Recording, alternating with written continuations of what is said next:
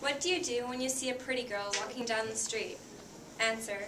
One side of me says, I'd like to talk to her, date her. The other side of me says, I wonder how her head would look on a stick. Good afternoon, judges, students, and Miss Gamble.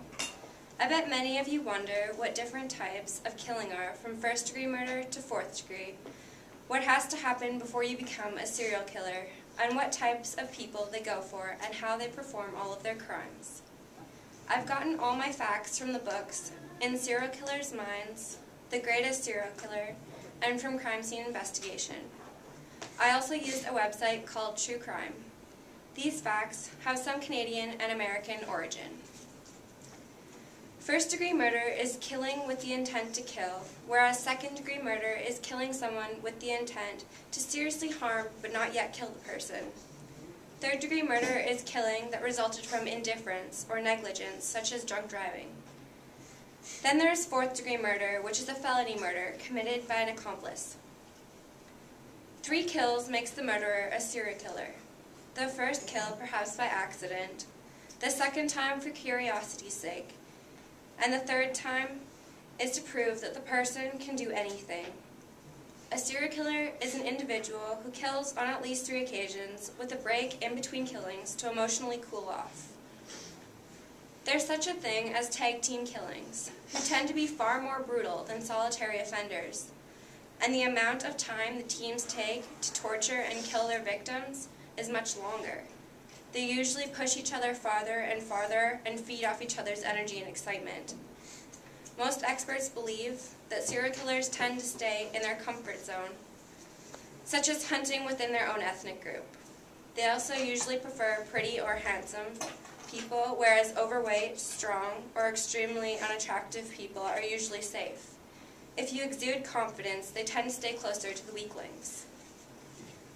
Many cases show that most serial killers are very into a religion. Maybe if you were to look on a serial killer's nightstand, you might find the Bible, the Quran, or the Satanic Bible. They may also believe their victims deserve or are lucky to die, and they usually believe someone told them to kill their victim. Some serial killers take a killing one step farther by stalking them months in advance until they know so much about that person that they could actually live their lives.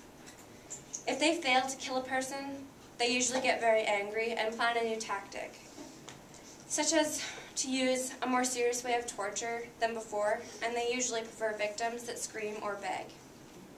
Some serial killers are thought of to be smart, but if you look at the series of crimes they have committed, you usually link them to past serial killers who gained fame. These famous serial killers are usually their heroes. They look up to them for ways to kill and act. I was talking about tag teaming earlier, and what you may not be thinking of is the gender of those teams. There can be a possibility of one of 4 teams, either male-male, female-male, female-female, or groups of more than 2 members. The most common groups are male-male or male-female. Male-male teams usually prefer to think of killing as a sport with points, where a certain way you kill or torture someone gives a certain amount of points. Female-male teams are usually somewhat weird.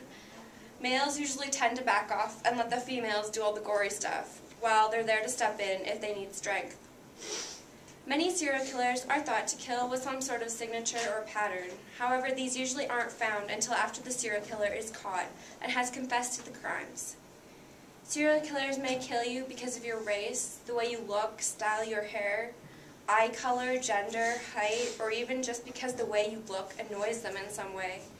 Serial killers can either be very predictable or unpredictable. You may not be thinking, but as the population grows, so does the number of child abuse victims and serial killers. You should stick to going to places with friends and try to act confident. Also, don't bully people. You never know who the next serial killer is or if you're going to be first on their list. As Ted Bundy said, "We serial killers are your sons, we are your husbands, we are everywhere, and there will be more of your children dead tomorrow. So don't forget to smile."